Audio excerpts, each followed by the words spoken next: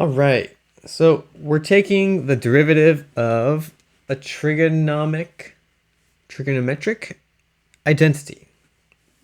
Or it's a fancy way of just saying we're taking the derivative of sine.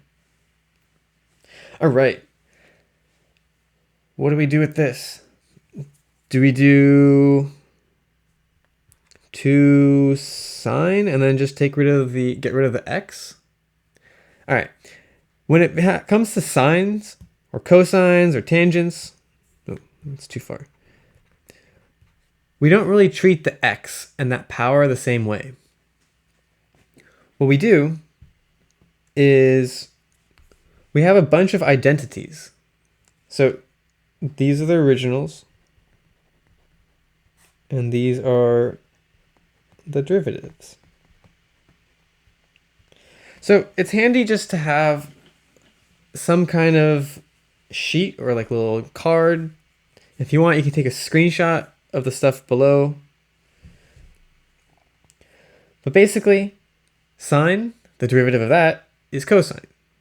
And then the derivative of cosine is negative sine.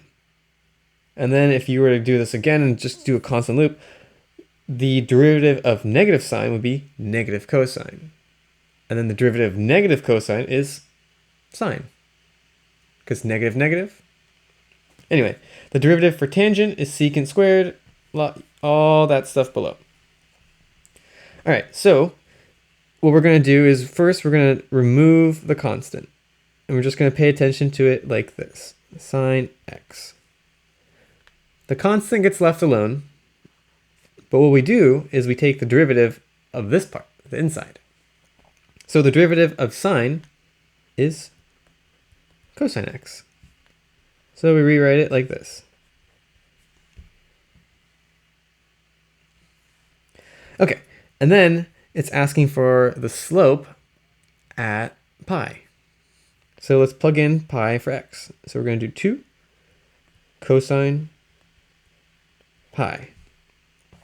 All right, and now to give that some kind of number answer, because 2 cosine pi doesn't really say much in terms of slope. Let's draw a circle, because this comes back to the unit circle. And then pi, this is 0, this is pi over 2, and this is pi. All right. So we're going to be over here in the circle. And remember, for cosine, that's asking for the value of x, because sine is asking for the value of y. So tell me, how far left in terms of values of x would pi be? On the unit circle, at least. It's going to be -1. Now, if this was sine pi, it would be 0, because sine is asking for the y value. All right, so for this one, we're just going to have -1, 2 cosine that. Actually, no, don't put the 1 in for there. Cosine pi is equal to -1. So we're going to do 2 times -1, or -2.